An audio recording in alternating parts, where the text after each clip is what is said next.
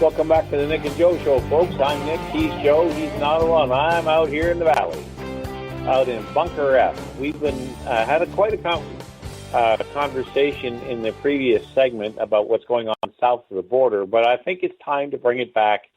Bring it home, I think, is one of the ways you could describe it. And Joseph, you were just sharing with me a rather humorous story about how they were trying to get around the curfew in Quebec. Why don't you share the details and we'll have a little fun with that? Sure. Well, it's an interesting story. As listeners may know, for the last week or so, or 2 weeks or something like that, they've actually had not just a lockdown in Quebec, but a curfew from 8 p.m. to 5 a.m. So you're not allowed to be out of your house, even out of your house, except for, emergency things like doctors, medication, hospitals, medical emergency, that kind of thing. So that's the rule in Quebec right now, and it's all in response to this pandemic. Anyway, somebody came up with the idea, well, what if I have to walk my dog? And so the government said, well, that's actually a good reason to be out of your house. So you can walk your dog, but you're only allowed, one person is allowed to walk the dog at a time, and you can only wander as far as 1 kilometer away from your house. So that's the rule now. If you are by yourself and you have your dog and you're walking your dog and you're within a kilometer of your house, which is a little, just trying to think, is that a little less than, it's not a little less, it's less than half a mile. It's about, a third of a mile, thereabouts, a little more than a third of a mile for our American listeners. Okay, so... it's 6/10 of a mile. Okay, sorry, you're right. It is a little more than half a mile. Yeah, I was thinking a half a kilometer. I don't know why. Anyway, so you can walk your dog. So in Sherbrooke, a couple of days later, after finding out you could walk your dog, a woman was stopped by the police, and she was walking, quote unquote, her husband or boyfriend. Her soulmate, we'll call him that, and he was crawling on the sidewalk on a leash. And so when they said, you can't do that, you can't be out, this is curfew. And she said, no, I'm walking my dog. Now, oh my God. We were just, okay, so that's funny enough. And was this just a joke trying to get around the curfew? Maybe.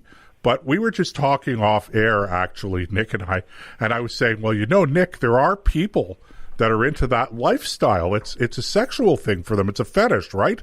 And then Nick came up with the brilliant response, Nick, about this. What was it? It's in Canada anyway. Sexual expression is actually legislatively protected now.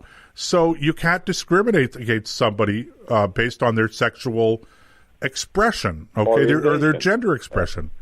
So that's right. I think that would be a fascinating defense here, and say, look, you can't give me a ticket, because when I say that I'm treating my husband like a dog on a leash and he's crawling, that's protected behavior. And I mean it. I mean it, and you have to treat him like a dog. You cannot discriminate against my husband who wants to be treated like a dog. You must treat him like a dog. My God. Oh, my goodness gracious. Oh, that conjures up some pretty ugly mental images, Joseph. Well, it just goes... Can you imagine the judge on the bench listening to this defense and having to keep a straight face while he goes through the hassle of describing it? Oh, Nick, a case like that could go to the Supreme Court. Oh, no kidding. Wouldn't that be fun to watch? Oh, my goodness gracious. So every time, now wait a minute, think about this. Let's have a little fun with this. Every time they make a court appearance or have to go out in public, he had better be on a leash and crawling. Well, yeah, sure. And otherwise, and if he exhibits any aggressiveness or violence, then he better have a muzzle. Although they might do that anyway. Of course, of course, if you're going to treat him like a dog, how do you even get him into the courtroom, okay? Because he's clearly not a seeing eye dog. Oh, he's a comfort animal. Oh, a comfort. He's a comfort animal. He's a seeing eye dog. No, he's a comfort. He's a comfort dog. Do you? Oh, there you go. Nick, can you get a comfort dog on an airplane for free? I don't know. There might be something to this. Oh my goodness gracious! We're laughing at it, but maybe they know something we don't. Oh dear! Oh dear! Oh dear! Okay, well, by the way, Joseph, I'm not wearing a collar and crawling anywhere. No, me either. Yeah, but it's funny because it's the humorous side to what has really become a very serious situation. I mean, you have a curfew in Quebec. You have now Ontario as of midnight tonight. When we're taping this podcast and it's our live show. As of midnight tonight here, Eastern time, a stay-at-home order goes into effect in Ontario. And, from, I think it's from 8 p.m. to 5 p.m. Oh, no, wait a minute. No, it's 24 hours a day. What am I saying?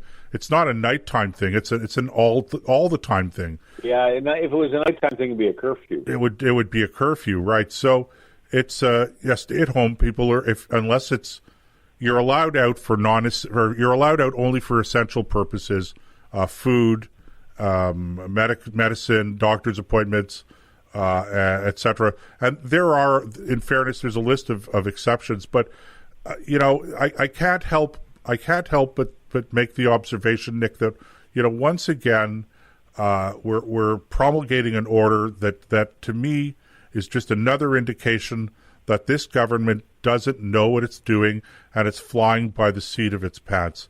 I've talked a lot about lawful authority, and I'm going to take a second here, and if you have a chance to go to ThinkRadio.ca and click on Conservative Rejoinders, which is one of the podcasts we carry, that happens to be me, and every now and then I post a short podcast on a particular topic.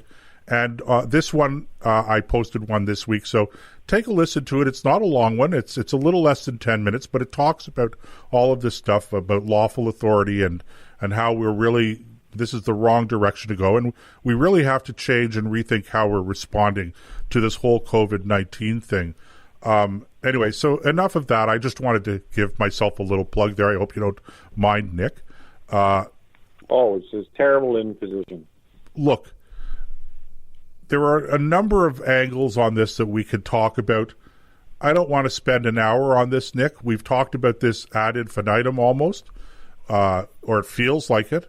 And we keep on saying we're not going to talk about it anymore, and then something else happens.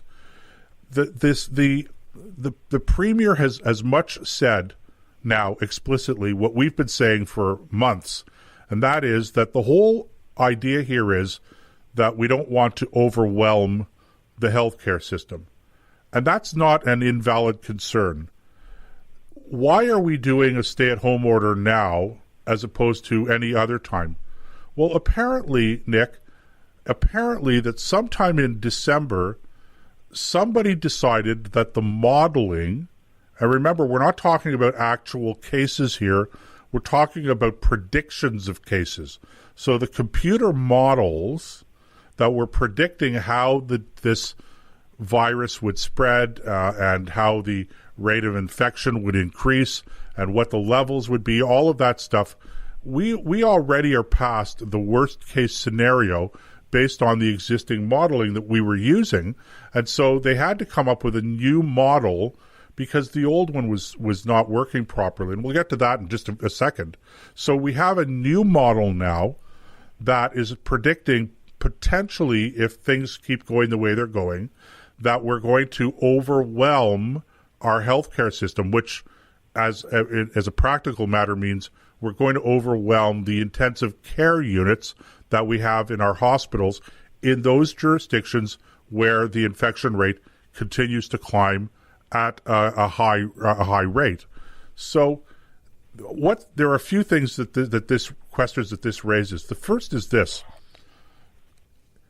the first is if we needed a new model because the old model was wrong, and it was clearly wrong, I want to know why the health minister hasn't resigned. Why is she not taking ministerial responsibility for what has to be a tremendous and ultimately dangerous mistake made by officials in her department? No, I'm not suggesting that Christine Elliott did anything wrong here. I'm suggesting that she adhere to the principle of ministerial responsibility. Somebody in her department or somebody hired by her department made what turns out to be an egregious error in predictions based on whatever system they had set up, and it's left us in this situation now where we're scrambling and we don't have the resources to deal with the situation, and the minister should resign. And the other thing that should happen is there should be people who are being fired over this. And I'm not hearing any of that. Well, all I'm hearing is we're moving on to a new model, and that's just what we're doing.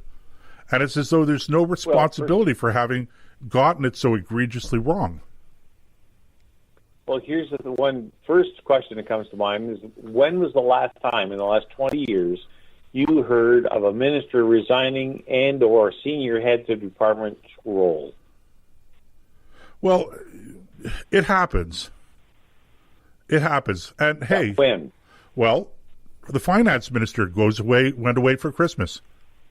Traveled to the Caribbean on a vacation when they were saying everybody should stay home. One time in 20 years. Yeah. And my point, though, Joseph, is I'm not trying to badger you. I'm just saying that the problem is not so much that we don't have, we just have lost his sense. He was forced out due to embarrassment. He definitely made a mistake. If you're going to get people to do what you want them to do, you'd better be ready to do it yourself. That's a very old principle of leadership, and that is just more of the same kind of thing here, where we just don't have it. But the people who want us to live that way don't seem to understand that they have to live that way as well. So because there's this lack of sense of responsibility for their offices and for their fiduciary duty to the public, it doesn't even cross their mind to resign. So, but I like the idea that Ford is finally now admitting what both, as you mentioned, both what you and I have been saying, is that this is about saving the healthcare system. But I don't think you mentioned this, and if you have, forgive me. But the other point that needs to be made is, what good is the healthcare system if there's no money to fund it? Like, how do you expect to run it? You can't just keep borrowing and borrowing and borrowing. You have to find a way to create an income for the government, and that's called taxation. Well, you can't tax people who aren't at work. Well, you support them until they go back to work. Well, this is of course exactly the point that we've been making, and that is that people are getting sick and people are dying. I'm not going to get into an argument and quibble over the numbers and the percentages and the rates, okay? It's part of the human condition.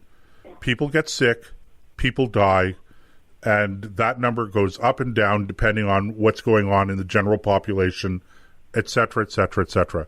It's not nice, but it's part of the human condition. But if you want to deal with the problem in the health